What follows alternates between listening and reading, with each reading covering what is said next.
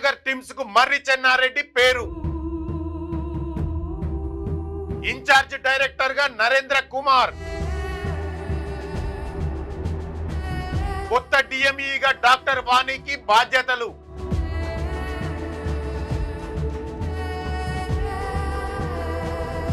Centre of excellence గా టిమ్స్ ఆసుపత్రి.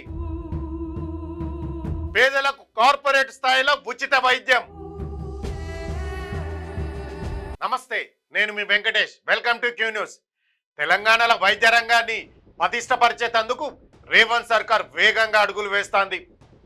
Sanath Nagar TIMS ఆసుపత్రికి ఉమ్మడి రాష్ట్రపు మాజీ ముఖ్యమంత్రి మర్రి చెన్నారెడ్డి పేరు పెడుతున్నట్టు సర్కార్ ప్రకటించింది. ఈ మేరకు అధికారికంగా జీవోను కూడా జారీ చేసింది. దీనితో పాటు ఆసుపత్రికి కీలక అధికారుల బదిలీలు, నియామకాలను కూడా చేపట్టింది. ఇంతకు సర్కారు వైద్య శాఖల ఏమేం మార్పులు తీసుకురాబోతుందో ఇప్పుడు మనం చూసే ప్రయత్నం చేద్దాం. హైదరాబాద్లోని సనత్ నగర్లో కొత్తగా నిర్మించిన Telangana institute of medical science TIMS ఆసుపత్రికి మాజీ సీఎం డాక్టర్ మర్రి చెన్నారెడ్డి పేరును రేవంత్ రెడ్డి సర్కార్ ఖరారు చేసింది. ఇక నుంచి దీన్ని డాక్టర్ మర్రి చెన్నారెడ్డి టిమ్స్ అని పిలవాలని చెబుతూ జీవో నెంబర్ 63ను జారీ చేసింది. తెలంగాణ ప్రాంతానికి మర్రి చెన్నారెడ్డి చేసిన సేవలకు గాను ఆయన పేరును పెట్టినట్టు తెలంగాణ ప్రభుత్వం చెప్పుకొచ్చింది. డాక్టర్గా, రాజకీయ నాయకుడిగా, ఉమ్మడి రాష్ట్ర ముఖ్యమంత్రిగా, గవర్నర్గా ఆయన చేసిన సేవలను ప్రభుత్వం ఈ సందర్భంగా యాది చేసుకున్నది. సనత్ నగర్ నియోజకవర్గంతో ఆయనకున్న అనుబంధం చూసే ఈ ఆసుపత్రికి ఆయన పేరు పెట్టినట్టు సర్కార్ తెలిపింది.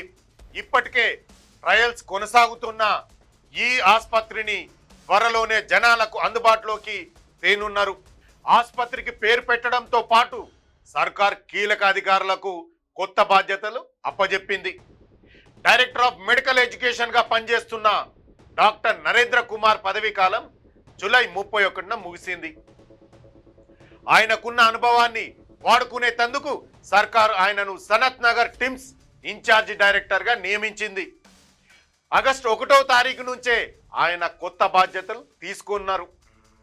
ఇంకో దిక్కు గాంధీ ఆసుపత్రి సూపరింటెండెంట్ గా పనిచేస్తున్న డాక్టర్ వాణికి డిఎంఈగా ప్రమోషన్ ఇచ్చిండ్రు. గతంలో కూడా డిఎంఈగా పనిచేసిన అనుభవం ఉన్న డాక్టర్ వాణికి మళ్ళా అదే పోస్టు ఇచ్చి ప్రభుత్వం మెడికల్ కాలేజీలు, టీచింగ్ ఆసుపత్రుల బాధ్యతలను కూడా సర్కార్ అప్పజెప్పింది. దీనికి సంబంధించిన ఉత్తర్వులను కూడా ప్రభుత్వం అధికారికంగా జారీ చేసింది. సనత్ నగర్ టిమ్స్ ను అన్ని హంగులతోని అత్యాధునిక సూపర్ స్పెషాలిటీ ఆసుపత్రిగా మారుస్తున్నామని వైద్య శాఖ మంత్రి దామోదర్ రాజనరసింహ చెప్పిండ్రు.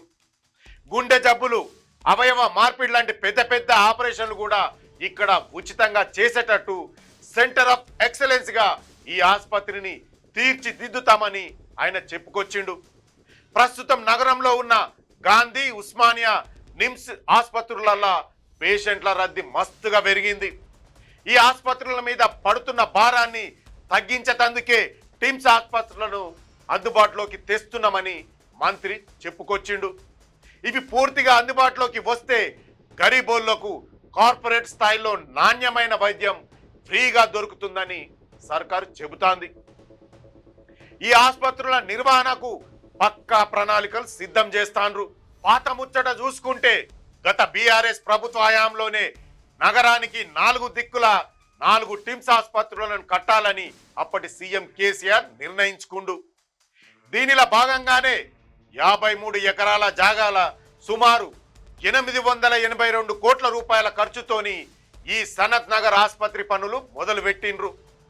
ఇప్పుడు ఈ ఆసుపత్రి నిర్మాణ పనులు చివరి దశకు చేరుకున్నాయి. భవన నిర్మాణాలు పూర్తి కావడంతో లోపల యంత్రాలు, ఆపరేషన్ థియేటర్ల ఏర్పాటు పనులు కూడా దాదాపుగా పూర్తయినాయి. ట్రయల్ రన్లు కూడా సాగిస్తున్నట్టు మనకు సమాచారం. బీఆర్ఎస్ పోయి కాంగ్రెస్ సర్కార్ వచ్చినాక కూడా ఈ పనులకు బ్రేకులు పడకుండా నిధులు విడుదలైనాయి. అతి త్వరలోనే ముఖ్యమంత్రి రేవంత్ రెడ్డి చేతుల మీదుగా ఈ ఆసుపత్రిని పూర్తి స్థాయిలో ప్రారంభించేందుకు అధికారులు అన్ని రకాల ఏర్పాట్లు చేసుకుంటా ముందటికి పోతాండ్రు. చూశారు కదా, సనత్ నగర్లో ఒక కొత్త టిమ్స్ హాస్పిటల్ మన అందుబాటులోకి రాకపోతుంది.